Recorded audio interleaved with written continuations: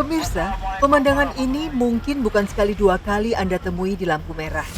Ya, segerombolan orang turun ke jalanan memanfaatkan kondisi kendaraan berhenti saat lampu merah menyala untuk meminta sumbangan. Semoga pemberian Bapak Ibu dapat bermanfaat untuk Kali ini zebra crosslah yang menjadi panggung untuk berorasi meminta sumbangan. Dengan banner yang cukup besar dan foto bayi yang terpampang di dalamnya membuat kami penasaran. Benarkah sumbangan ini disalurkan kepada pasien yang membutuhkan?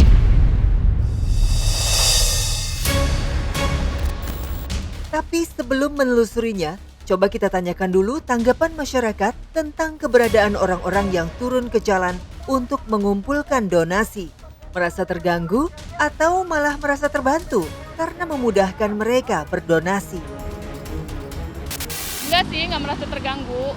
Ya menurut kita tuh istilahnya bagi-bagi rezeki aja Mbak. Percaya nggak percaya sih, cuman ya udah serahin aja. Kita kan niatnya amal. Enggak sih, selama masih di lampu merah mah asal jangan di lampu hijau. Percayain aja karena kan niat kita cuma nyumbang. kalau misalkan ketemunya kayak cuma sekali dua kali sebenarnya masih nggak apa-apa sih. Cuman kalau sering kayak keganggu juga. Iya. Kalau misalkan kayak untuk yayasan mungkin bakal ke yayasannya gitu ya. Tapi kalau misalkan perorangan kayak emang buat dia sendiri. Kalau sifatnya masih aman sih ya dalam keadaan kondisi berhenti mungkin masih aman. Cuman kalau udah mengganggunya lebih ini mah kayak enggak deh. Kalau saya sih walau alam ya balik lagi ke mereka sih nggak mau berpikir negatif dulu. Berhari-hari tim OMG mencoba mencari titik tempat para pencari donasi di jalanan ini berada. Akhirnya, kami bertemu sekelompok warga yang meminta sumbangan kepada pengguna jalan di lampu merah sekitaran Jalan Sawangan Raya, Depok, Jawa Barat.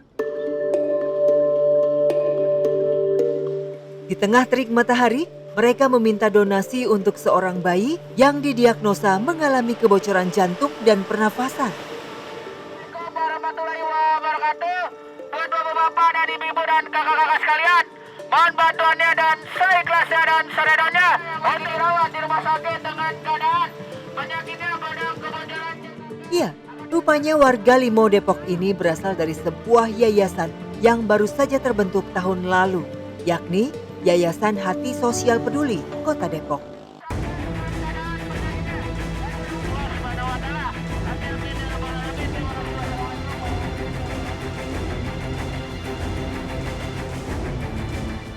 Bahkan, yayasan yang diketuai Subagio ini telah memiliki akta notaris sesuai dengan peraturan yang berlaku.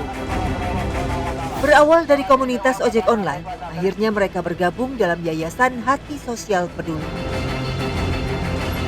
Kita itu bantu bukan sepenuhnya mengobati secara biar sembuh sampai selesai, itu bukan. Jadi kita membantu meringankan gitu. Jadi kita seminggu itu sedapatnya berapa ya kita kirim. Intinya kita benar-benar ikhlas, tulus. Kita kan kalau bantu orang tuh nggak harus gede, ya kan. Seberapapun yang kita dapat, yang penting kita mereka yang turun jalan kita ikhlas, ya dia ridho. Seberapa ya udah kita transfer. Assalamualaikum warahmatullahi wabarakatuh. Selamat siang untuk Bapak Ibu dan kakak semua. Mohon maaf kami mengganggu perjalanannya. Kami dari Yayasan Hati Sosial Peduli Kota Depok untuk kesembuhan Dede Evan bin Salm yang saat ini dirawat di rumah sakit dengan diagnosa kebocoran jantung dan kegagalan pernafasan. Wassalamualaikum warahmatullahi wabarakatuh. Dalam sehari, yayasan ini mampu mengumpulkan dana sebesar Rp300.000. Bayangkan jika terkumpul selama 10 hari, donasi yang terkumpul bisa mencapai Rp3 juta. Semua dilakukan anggota yayasan yang umumnya pengemudi ojek online dengan sukarela tanpa bayaran. Di sini kita nggak ada yang gaji. Makanya saya bilang sama mereka, kalaupun ada pekerjaan yang lebih baik, silakan. Karena kita di sini emang sifatnya relawan, membantu, ikhlas. Seberapapun kita dapat, ya kita syukurin. Kalaupun emang dapatnya banyak, bagus, berarti rezekinya si bayi.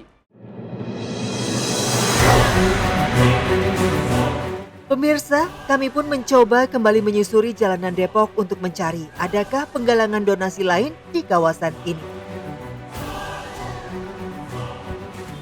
Tak jauh dari lokasi pertama, kami kembali menemukan sekelompok warga yang turun ke jalanan tepatnya di persimpangan lampu merah Sandra, Depok.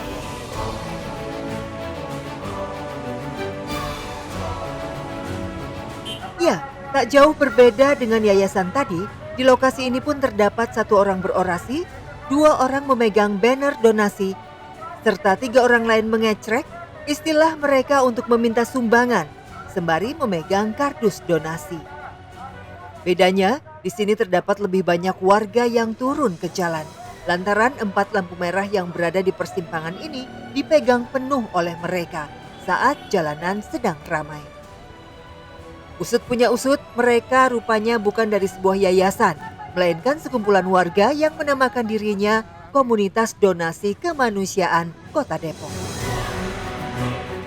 Awalnya kita ke rumah singgah. Kita lihat ke rumah singgah, kita lihat pasien di sana kan banyak dede-dede bayi yang kurang mampu juga, butuh bantuan uluran tangan kita juga kan. Nah disitulah kita di situ bergerak juga. Akhirnya saya mengajukan untuk kerjasama sama Yayasan Sani. Ya, komunitas warga ini bekerja sama dengan Rumah Singgah Saya Anak Negeri Indonesia atau SANI, sehingga pasien yang mereka dapatkan dimonitoring oleh pihak rumah singgah, termasuk izin dari orang tuanya. Jaya, sang ketua, memang memiliki pengalaman pahit berurusan dengan pihak rumah sakit lantaran tidak memiliki biaya. Oleh karena itu, Jaya memutuskan untuk turun ke jalan dan membantu sesama. Selasa sampai Minggu, Jaya dan kawan-kawan turun ke jalanan untuk meminta keikhlasan hati para pengguna jalan. Hasil yang didapatkan pun tak selamanya memuaskan. Namun mereka pernah mendapatkan Rp500.000 dalam sehari. Kalau sistemnya kita kan per dede bayi ya, misalnya per pasien itu kita ambil 1 minggu Mbak.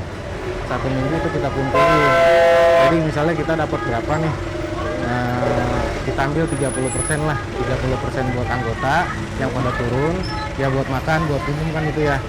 Yang 70% itu kita kumpulin nanti setelah udah waktunya 7 hari, baru kita setorin ke yayasan, ke orang tua pasien. Meski pembagiannya jelas, Jaya membantah jika ini dijadikan sebagai mata pencaharian anggotanya. Donasi yang terkumpul langsung diberikan kepada pihak rumah singgah SANI setiap minggunya. SANI akan memberikannya kepada pasien sesuai informasi di banner. Kami pun berkunjung ke rumah singgah SANI yang tak jauh dari lokasi.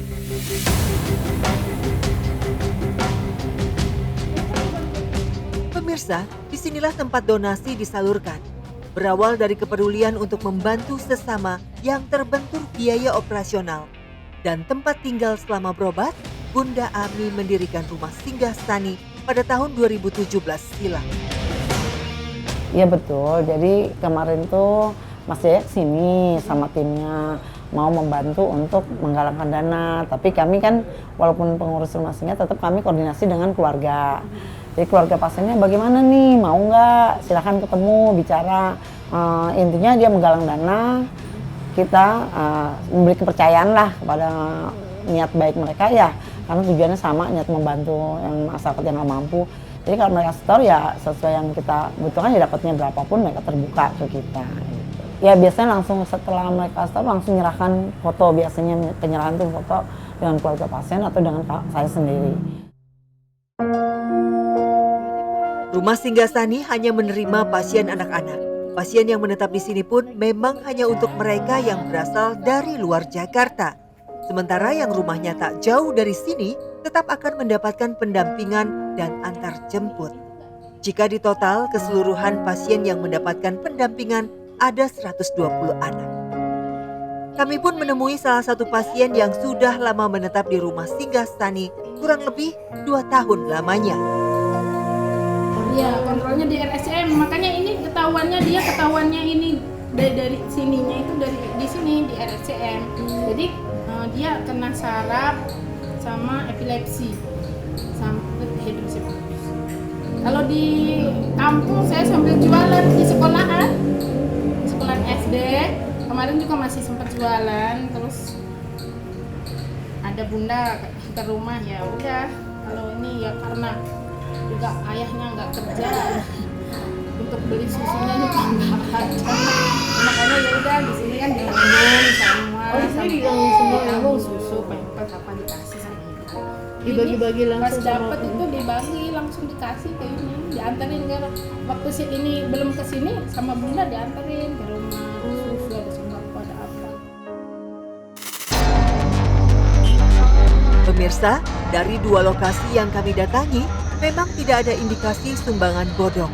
Namun, penggalangan dana memang membuka kemungkinan bagi warga nakal yang meminta sumbangan palsu hanya untuk kepentingan dirinya sendiri.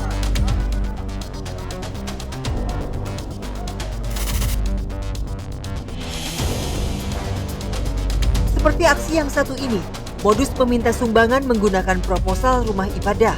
Padahal, kenyataannya, sumbangan ini nantinya akan disetorkan kepada pengepul sebagai panitia. Banyak yang ibaratnya proposal bodong itu banyak. Itu banyak juga yang keliling. Banyak juga yang keliling. Yang keliling ini bawa gini banyak juga. Dari itu yang pengurusnya gitu. Kan ada yang ngordinir gini. Iya. Ada. Ntar kita itu store sama dia gitu.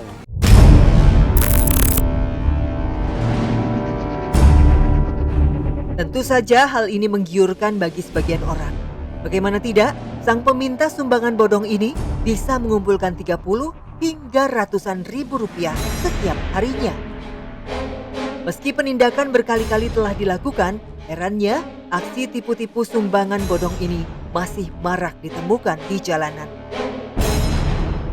Kalau mau mendonasikan, itu harus dilihat tanda daftar yayasan.